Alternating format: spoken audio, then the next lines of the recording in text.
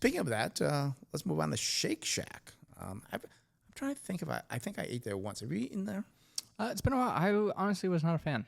It was okay. It was okay. I thought it was overpriced. I think In-N-Out is far better than Shake Shack in terms of the value you get for what you're getting. I mean, gosh, I went to In-N-Out a couple weeks ago, and you go and, for my wife, her sister, myself, I think the bill is like $25. Yeah. And I got 2 cheeseburgers or 2 double doubles at that point.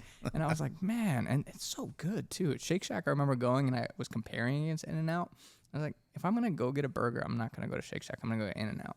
Yeah, it's just, and again, I think you're right. I think that much more costly to Shake Shack, and I think you get more grease is what you seem to get. Maybe, yeah. I don't remember because I haven't had a Shake Shack burger, I think it's been like 5 years, 6 years. It's been a while for myself, but maybe we should go back and try it out. But I'll say the shorts agree with us. And again, we're talking about Shake Shack. Their symbol is SHAK. I think the shorts agree with us because there's 20.2% short on this. That's pretty high. We get above 8 to 10%. We get like a little bit nervous. 20.2 is the short percent on the float on this stock. That's pretty high. We do see, PE ratio 475.9 versus 31.5. Price to sales also expensive, 4.7 versus 2.5. Price to book value actually looks better in the industry at 11.5. The industry does check in at 19.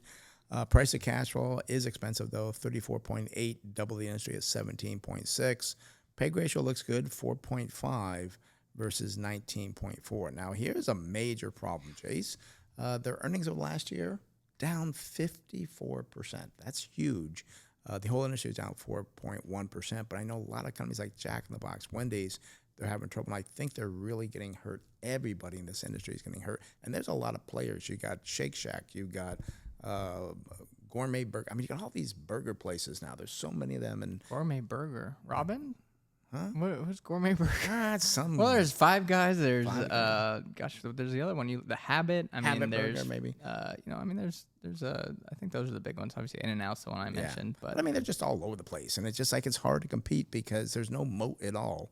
And I like a good cheeseburger, but again, it's just maybe there is no Gourmet Burger. I think there is. Maybe you're probably right. Yeah, I think there is, but I don't know. But anyways, I mean, their earnings are down 54%. They could be cutting prices, maybe trying to compete.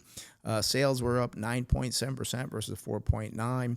The 5-year growth rate from the analysts, this I find hard to believe, 21.8 versus 6.9. It's coming off such a low earnings base. If you're down 51%, you're making up those earnings. Yeah, it could be, but what are they going to do to turn that around with all that competition?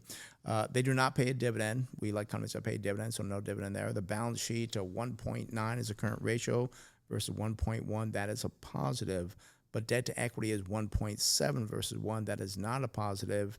We do see that they have a net profit margin of only 1 versus 8.1. That's not very good. That's a very low profit margin. Return on equity is only 2.6. Return on invested capital, 1.1. You're just not having the value here. Free cash flow, $40 million versus $2.8 billion for the industry. I'm just not excited about Shake Shack, and I can't wait to hear your numbers and what you've got over there. Yeah, and when I was looking at this, I hadn't looked at Shake Shack in quite a while, and I'm like, it's been around now for 10 years, so I was like, maybe the business has kind of matured a little bit, maybe the hype has fizzled. That does not appear to be the case. I mean, current price for Shake Shack, $134.86, 52-week range, the low is $72.93, and the high $144.65. 10-year return, it's done pretty well, up 138.6%. Has it been around for 10 years? Yeah, it went. Looks like it went public back in July of 2015. Wow. Okay.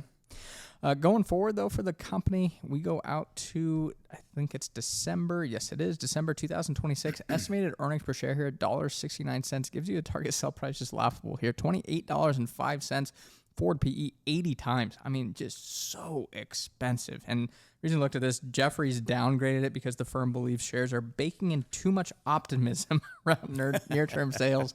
I couldn't agree more. Yeah, and I think a lot of times the hype continues. And again, I can't believe it's been out for 10 years. But and not even just the restaurant, but public for 10 years. I don't know how long the restaurant's been around. And they could be expanding, but the earnings just aren't there. And it's just not, it doesn't excite me. I mean, and I've seen I'd rather buy a Jack in the Box, which I think we talked about them a few weeks ago. But, I want to be in this industry because I think it's a good industry, but as we talk about, it's just too darn expensive to get into these companies. No, I'd rather buy like a Kava, which also trades at ridiculously high valuations, but at least I think it's different. It's the fast casual Mediterranean Right. where I think Shake Shack just has a lot more competition. I'd be careful.